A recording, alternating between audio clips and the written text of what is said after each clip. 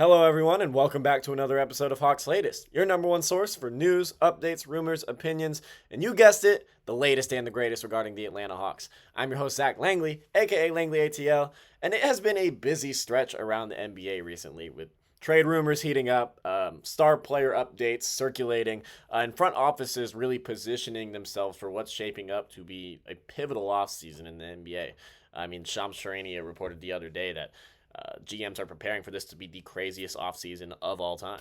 We could see these blockbuster trades. I mean, I think the Luka trade really set everything off, but everyone's ready to get this offseason started. So once these finals conclude, things could get really crazy. And right at the heart of it all, the Atlanta Hawks could really get involved with a lot in what's going on. So today, we've got a loaded episode for you. We're going to break down the latest updates on Giannis Antetokounmpo, including how Atlanta stacks up if a blockbuster deal ever became possible. And yes, we did get some recent updates on Giannis, so it's not just the same repeated stuff that you've been hearing a lot recently.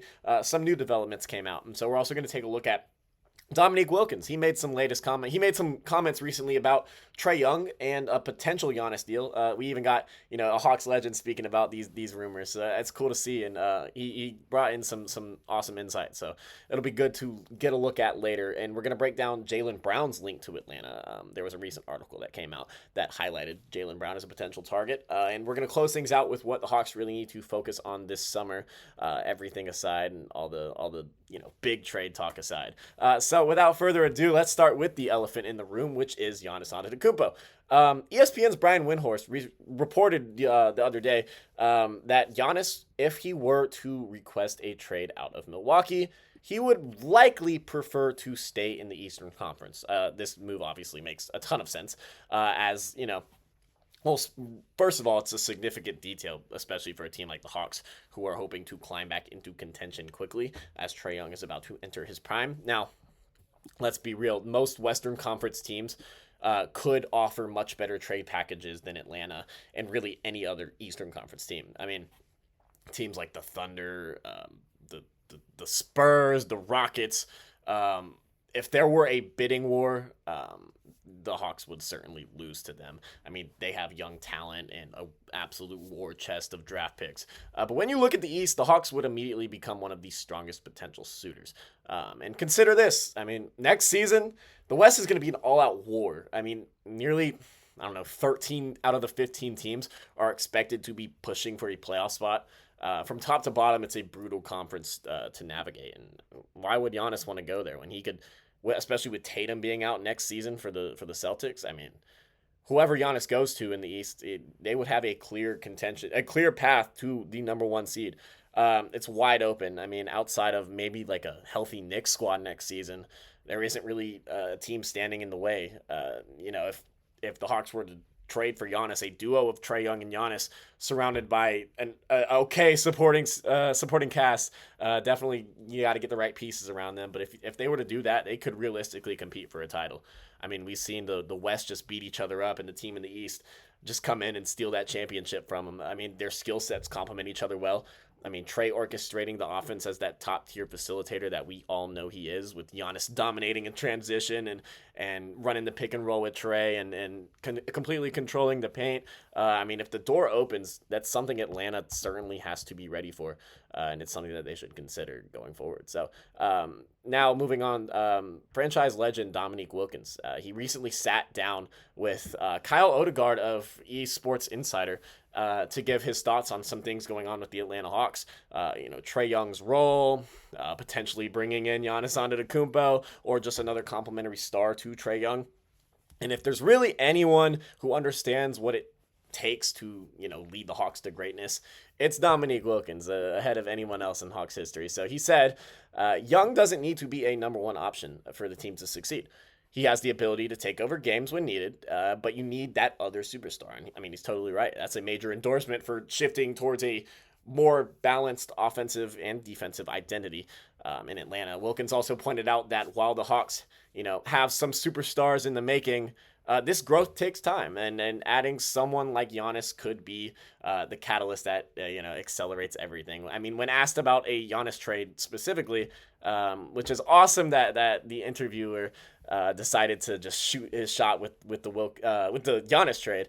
But Dominique didn't hesitate in his answer. He said, "Man, that's a blockbuster deal right there. Who wouldn't want Giannis?" I mean, he acknowledged that the cost would be steep, but he also stressed the obvious. Every team in the league would explore it. I mean, they'd be wrong not to. This is someone who could retire. I mean, top 20 of all time. I mean, he might be headed there right now. And then finally, Wilkins did also make a point to mention Zachary Risachet, calling his development a priority for the franchise, and he's absolutely right.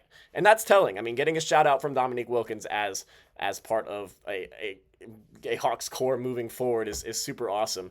The Hawks are excited about the future, and I mean, they're not planning to go all in without thinking long term. They're not just going to blow it all up for Giannis. They're going to think strategically with whoever they get.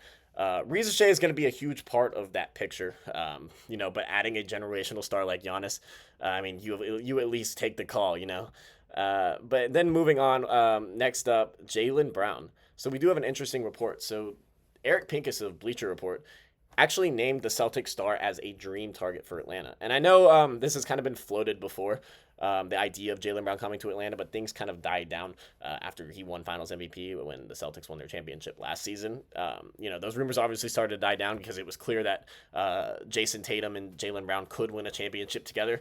But, I mean, thinking about it, on paper, it still makes a lot of sense.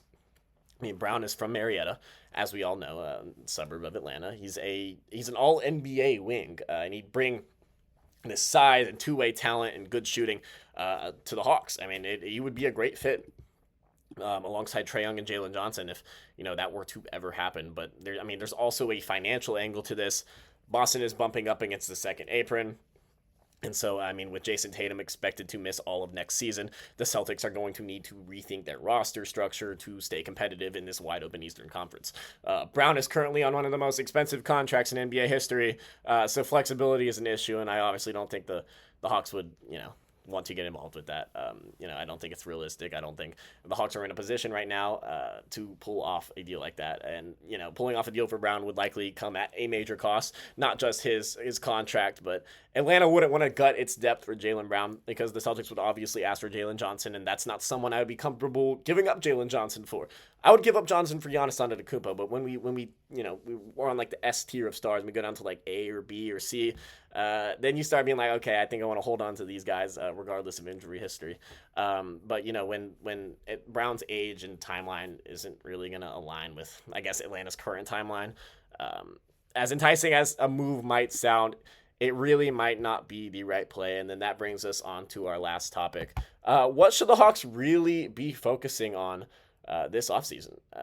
Obviously, I wouldn't say it's a trade for a superstar like that if we want to keep it more realistic. So 3 words: shooting, depth, and leadership. I think those are the things that Atlanta really does need to focus on. Instead of swinging for the fences with a guy like Jaylen Brown or even Giannis, Atlanta should look to negotiate with these teams all summer, but for different pieces. If we use Boston as an example, Derek White, Drew Holiday, Kristaps Porzingis could all become available, especially if the Celtics go into, not like a reset, but they're obviously going to retool this offseason. But with them all being potentially available, Atlanta would, be smart to at least call about these guys. And honestly, these 3 guys aren't really on my radar, but a name that does make a lot of sense for Atlanta, Sam Hauser. Hauser's a 40% three-point shooter with excellent size at 6'8", and he's got extremely underrated defense. He's been praised by head coach Joe Mazzulla on several occasions of how his defense was super underrated, and he's been super disruptive, and he's a good ball stopper. He's on an absolute team-friendly deal worth $10 million annually. It's just that might not necessarily be team-friendly to the Celtics. It could be team-friendly to another team, such as the Atlanta Hawks.